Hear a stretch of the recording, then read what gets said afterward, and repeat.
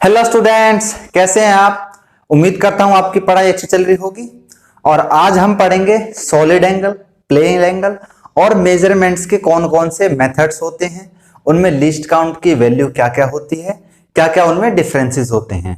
तो चलिए स्टार्ट करते हैं यूनिट एंड मेजरमेंट का लेक्चर नंबर 8। तो चलते हैं अपने आज के टॉपिक की तरफ, जो है प्लेन एंगल। प्लेन एंगल वही है जो हम डायमेंशंस में पढ़ के आए हैं, थीटा। इसके क्या हमने फॉर्मूला पढ़ा था, थीटा होता है आर्क अपॉन रेडियस, ये पढ़ा था हमने। अच्छा, आपको पता होगा कि आर्क आर्क क्या है, यहां से लेकर यहां तक, जिसको हम चाप बोलते थे ना बचपन में, कि यहां से एक आर्क लगाओ ऐसे ऐसे, मतलब ऐसे मार्कर लेके ऐसे, है ना, ऐसे एक चाप लगाओ ऐसे, यही तो होती थी आर्क। तो ये भी देखना है ध्यान से, ये आर्क ही तो है, ये आर्क है ना। तो थीटा क्या होता है, आर्क अपॉन रेडियस, ये क्या है, रेडियस। तो दोनों ही क्या है, लेंथ है, दोनों क्या है, लेंथ है। तो लेंथ से तो लेंथ कट गई, तो यहां पर डायमेंशन तो बची नहीं, लेकिन इसकी यूनिट है। थीटा को हम किस में नापते हैं, रेडियन में। थीटा को हम नापते हैं रेडियन में, जिसको शॉर्ट में RAD डॉट करके भी लिखा जाता है। क्लियर। अब इसमें डायमेंशन लेस है बट हैज यूनिट, यही बात है कि ये डायमेंशन लेस है लेकिन इसकी यूनिट है। अगर बात करें पूरे सर्कल की, तो आर्क आर्क तो ये पूरी कितनी है, सरकमफ्रेंस इसकी, यानी कि 2 पाई आर। और अगर मैं वही थीटा निकालू भाई 2 पाई आर अपॉन आर, तो ये कितना हो जाएगा, 2 पाई रेडियन। अब 2 पाई रेडियन कितना है, ध्यान से देखना कि 360 is equal to 2 pi radian होगा। ये चीज होगी कि भैया कि एक पॉइंट के चारों तरफ कितना एंगल बनता है, ये पूरा कितना होगा, ये पूरा 360 होगा। तो पूरी आर्क के हिसाब से कितना एंगल बनेगा, 2 पाई यानी कि 360। अब 360 है तो क्या मैं ये कर सकता हूं कि 1 डिग्री कितना होगा, 2 पाई बाय 360, यही होगा। तो 1 डिग्री यहां पर आएगा पाई बाय 180, ये हो सकता है। अब इसी के अकॉर्डिंग हम पाई की वैल्यू में अलग अलग एंगल्स को देखेंगे।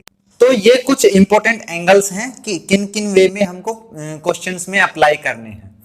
तो आपको एक चीज और बता दूं कि जो भी हमारा एंगल बनता है, अगर मैं बात करूं इसकी, पहला है 30 डिग्री, तो 30 आपको मालूम हो तो यहां कहीं बनेगा, ये होगा 30 कितना है, पाई बाय 6, है ना। तो ध्यान से देखना कि ये कुछ एक्स एक्सिस में भी है, एक्स में भी है और वाई में भी है, यानी कि जो ये एंगल बन रहा है ये 2 डायमेंशन में बन रहा है ना। ऐसे 30 डिग्री हो गया। अब 45 कहीं यहां आएगा, यहां ये वाला एंगल हो गया 45 डिग्री, यानी कि ये कितना हो गया, पाई बाय 4 रेडियन। रेडियन नहीं लिखता हूं, यहाँ पे जगह थोड़ी कम है ना, पाई बाय 4 रेडियन। अब बात आती है 60 की, तो थोड़ा और ऊपर चले जाओ, ये हो जाएगा 60, ये कितना हो जाएगा, पाई बाय 3 रेडियन। अब बात आती है 90 की, तो 90 कुछ क्या होता है, ऐसे कुछ परपेंडिकुलर होता है, ये वाला एंगल होगा, ये कितना होता है, पाई बाय 2। ऐसे याद कर लो, पाई कितना होता है 180, बस 2 पाई कर दोगे तो 360, पाई को जितने से डिवाइड करते जाओगे वही एंगल आता जाएगा।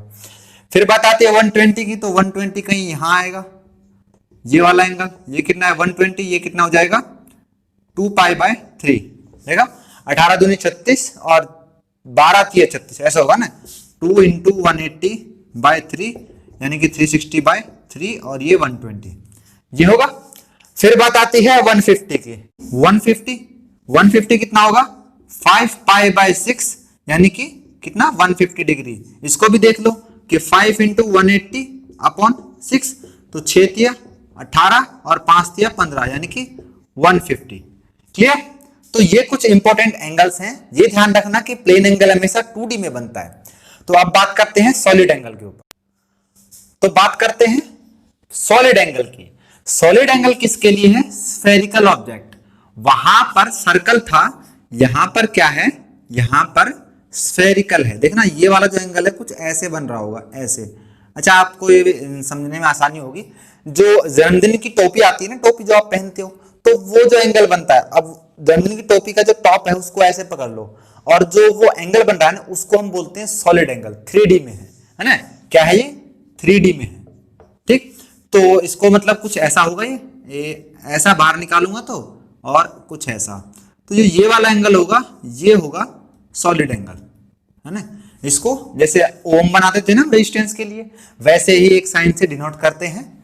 और ये क्या है इसकी रेडियस, भाई ये वाला एंगल ही तो है, ये वाला कौन सा है सॉलिड एंगल।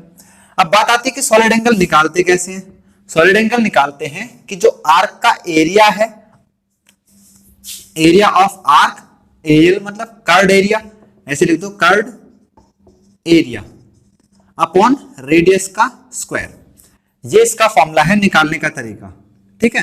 अगर इसकी डायमेंशन निकालें तो डायमेंशन एरिया की डायमेंशन होती है एल स्क्वायर, और नीचे भी क्या है एल स्क्वायर, भाई रेडियस का स्क्वायर एल स्क्वायर ही होगा। तो ये भी क्या है डायमेंशन लेस क्वांटिटी है, बट इसकी यूनिट है जिसको हम बोलते हैं टी रेडियन, जिसको एस आर से डिनोट करते हैं।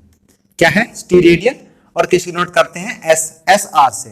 क्लियर, डायमेंशन लेस है लेकिन जो उसकी यूनिट है वो है। अब बात करते हैं फॉर अ स्फीयर। अच्छा, स्फीयर की बात करें कंप्लीट की तो क्या होगा, अगर मैं एंगल निकालना चाहूं तो स्फीयर का एरिया क्या होता है कर्ड वाला 4 पाई आर स्क्वायर, और अपॉन में जो रेडियस का स्क्वायर है वो तो आर स्क्वायर ही रहेगा। तो फॉर ए स्फीयर के लिए कितना आया 4 पाई एस आर, ये क्या है टी रेडियन। कि स्फीयर के लिए जो सॉलिड एंगल की वैल्यू क्या आएगी 4 पाई। 4 पाई देखना यहाँ पे, वहां पर 2 पाई था, यहाँ पर 4 पाई है। और अगर मैं बात करूं फॉर हेमीस्फीयर, हेमीस्फीयर मतलब एक तरह से ऐसे और ये बॉल कटी हुई है ना, एक बॉल लो और उसको आधा काट दो तो वो दो भाग में हो जाएंगे, तो वो दो हेमी मतलब आधा हेमीस्फीयर हो जाएगा, यानी कि ये सॉरी आधा स्फीयर हो जाएगा ये आर।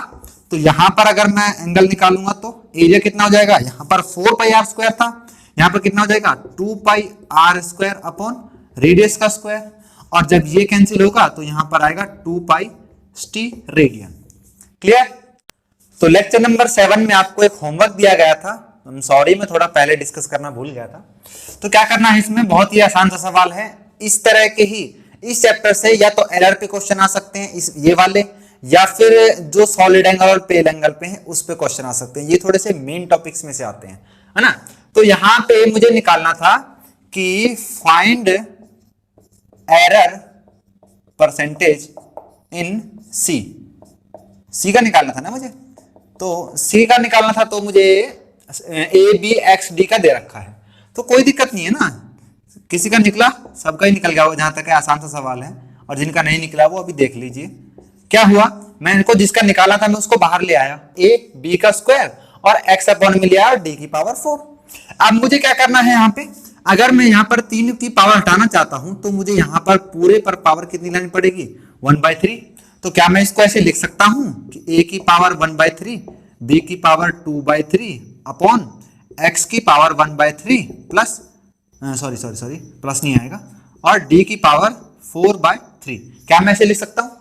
अब मैं लगा दूं एरर वाला फॉर्मूला, कौन सा कि 1/3 डेल्टा a प्लस a, ये वाली ये चीज, फिर plus 2/3 delta b upon b, ये वाली चीज, फिर तीसरी 1/3 डेल्टा x अपॉन x, और उसके बाद plus 4/3 delta d upon d। हो गया सॉल्व। बस इसमें क्या है, अब इसमें इसकी वैल्यू पुट कर दो, जैसे क्या आएगा 1/3 डेल्टा a अपॉन a कितना है 1%, plus 2/3 delta b upon delta b कितना है 2%, 2 है, फिर प्लस 1/3 डेल्टा x कितना है 3, प्लस 4/3 डेल्टा डी कितना है 4। तो सबको सॉल्व करोगे तो देखना यहां पर आएगा 1/3 इंटू 1 कितना आएगा 1/3 प्लस 2 दूनी 4, 4/3, फिर आएगा 3 एकम 3/3, काटो मत इसको, प्लस 4 चौके 16/3। यही है भाई, देखना यहाँ पे 1/3, 2 दूनी 4, 4/3, फिर 3/3, इसको मत काटो ताकि आपको जोड़ने में आसानी हो, सबका एलसीएम 3 आ जाएगा, और फिर 4 चौके 16/3।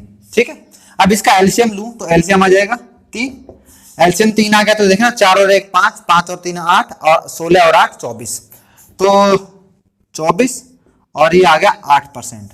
तो इसमें कितना है, यहां पर आंसर आ जाएगा सी के अंदर 8% एरर है। क्लियर? तो ये एक आसान सा सवाल था जो उम्मीद है आपने कर लिया होगा।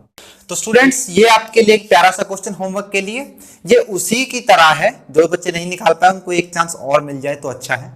मैं इस पर इसलिए जोर दे रहा हूं क्योंकि यहां से क्वेश्चन डेफिनेटली आता ही आता है। नीट में तो लगभग लगभग हर साल का काम है ये। ठीक है, तो उम्मीद करता हूं आपने कुछ सीखा होगा आज के लेक्चर में। आज के लिए सिर्फ